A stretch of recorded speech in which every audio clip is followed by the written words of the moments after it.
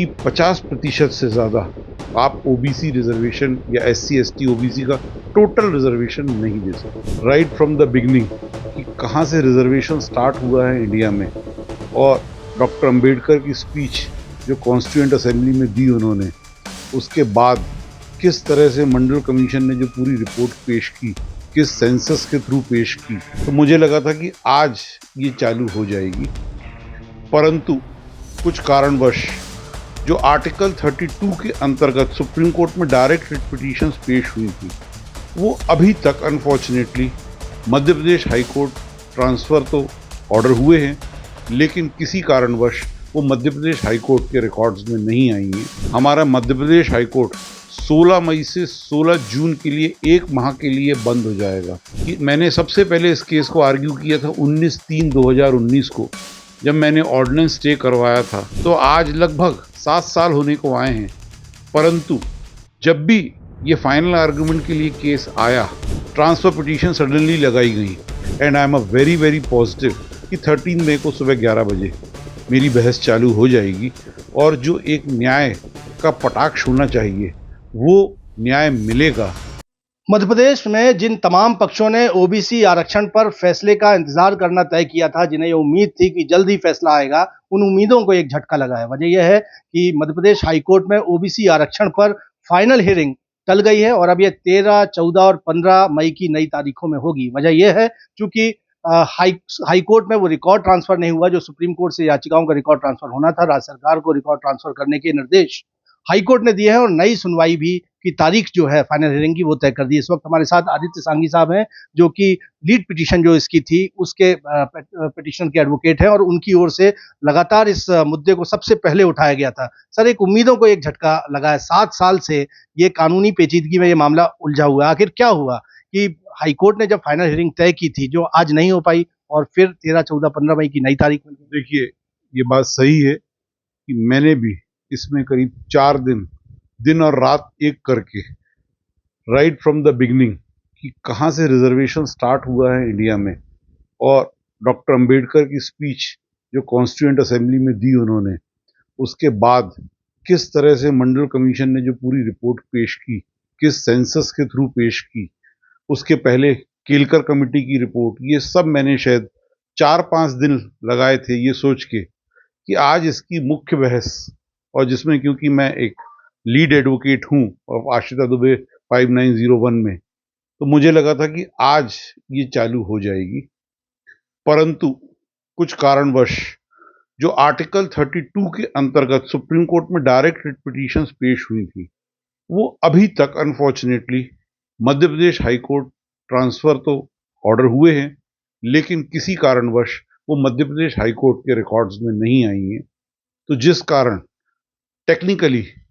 इसको आज नहीं सुना जा सकता था, इसलिए अब इसके लिए नियत किया गया है 13 तारीख का दिन कि 13 मई को सुबह 11 बजे, और 3 दिन फिर से लगाए गए हैं 13 मई, 14 मई और 15 मई। और मैं आशान्वित हूँ कि क्योंकि हमारा मध्य प्रदेश हाईकोर्ट 16 मई से 16 जून के लिए 1 माह के लिए बंद हो जाएगा, तो मैं बहुत आशान्वित हूँ कि इन 3 दिनों में अब ऐसी कोई घटना या दुर्घटना ना घटे, चाहे सरकार की तरफ से, चाहे इंटरवीनर्स की तरफ से, चाहे किसी और की वजह से। क्योंकि मैं भी चाहता हूं कि मैंने सबसे पहले इस केस को आर्ग्यू किया था 19/3/2019 को, जब मैंने ऑर्डिनेंस स्टे करवाया था, और उसके बाद फिर जब ये एक्ट बना इसको फिर मैंने स्टे करवाया था। तो आज लगभग 7 साल होने को आए हैं। परंतु जब भी ये फाइनल आर्गूमेंट के लिए केस आया, एक समय था कि इसमें करीब 15 दिन बहस हो चुकी थी मेरी फाइनल आर्गूमेंट की before division bench number 2 at that time, but transfer petition suddenly लगाई गई। तो ये अपने आप में एक बहुत आश्चर्यजनक चीज है कि जब ये पिटीशन बिल्कुल हियरिंग के लिए आ पाती है, फाइनल हियरिंग के लिए, तब इनमें किसी न किसी तरह से कभी ट्रांसफर पिटीशन लगती हैं, कभी इंटरवेंशन एप्लीकेशन लगती हैं बेमतलब की, और कभी रिकॉर्ड नहीं आता है। तो सर, मुझे याद आता है पिछली सुनवाई में जब हाई कोर्ट फाइनल हियरिंग की डेट्स तय कर रही थी, तो ये सभी पक्षों को बोला था हाई कोर्ट ने कि जो रिकॉर्ड है वो जो तमाम पिटीशंस हैं वो रिकॉर्ड पर ले आई जाए। कहाँ गड़बड़ हुई है, किससे गड़बड़ हुई है? देखिए अब इसको तो चिन्हित करना बड़ा मुश्किल है, but definitely honourable chief justice की डिवीजन बेंच इस केस को बिना उन रिकॉर्ड्स के सुन ही नहीं सकती थी। इसलिए मजबूरी में अब ये 13, 14 और 15 मई के लिए गई है और मैं पूरी तरह से तैयार हूं कि 13 तारीख की सुबह 11 बजे जब ये चालू होगी, और मैं पूरी तरह से अश्योर्ड भी हूं, अब मैंने इसमें इतना ज़्यादा पढ़ाई की है, इतना ज़्यादा अध्ययन किया है, I am very very sure कि जहां तक 50% रिजर्वेशन का जो कैप है, चाहे वो इंदिरा साहनी का जजमेंट हो, चाहे जो लेटेस्ट जजमेंट्स हैं सुप्रीम कोर्ट के, वो क्लियरली ये कहते हैं कि किसी भी तरह से इंडिया में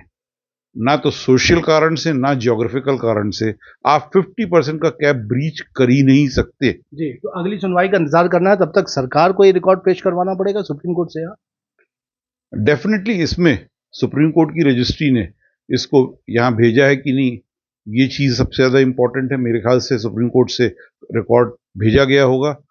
क्या बात है कि क्या उसका नया नंबर पड़ गया, क्या कारण है कि मध्य प्रदेश की रजिस्ट्री में ये अभी तक नहीं है, पर जैसे ही वो रिकॉर्ड आता है, और उस रिकॉर्ड को भी आने में कम से कम 1 हफ्ते का समय तो ज़रूर लगेगा। तो इसलिए अर्लीस्ट डेट जो पड़ सकती थी वो ऑनरेबल चीफ जस्टिस ने 13 मई के लिए लगाई है, and I am a very very positive कि 13 मई को सुबह 11 बजे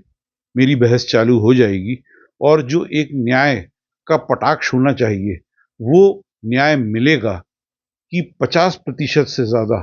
आप ओबीसी रिजर्वेशन या एससी एसटी ओबीसी का टोटल रिजर्वेशन नहीं दे सकते। बहुत बहुत शुक्रिया। आदित्य सांघी साहब से हमने बात की, वो कह रहे हैं कि कई कारण थे, खासतौर पर रिकॉर्ड ही सुप्रीम कोर्ट से जब यहाँ ट्रांसफर होकर नहीं आया तो कैसे मुमकिन था कि हाई कोर्ट फाइनल हियरिंग करता। यही वजह है कि अब नई डेट्स तय कर दी गई हैं, तब तक ये रिकॉर्ड यहाँ पर होगा और 13, 14 और 15 मई को हाई कोर्ट में चीफ जस्टिस की डिवीजन बेंच इस मामले पर सुनवाई करेगी। सांघी साहब पूरी तरह से आश्वस्त है कि इस पर जरूर फैसला उनके हक में आएगा, हालांकि फाइनल हियरिंग का ये आउटकम देखने लायक होगा। कैमरामैन सतीश सराठे के साथ विजेंद्र पांडे, IBC 24, जबलपुर।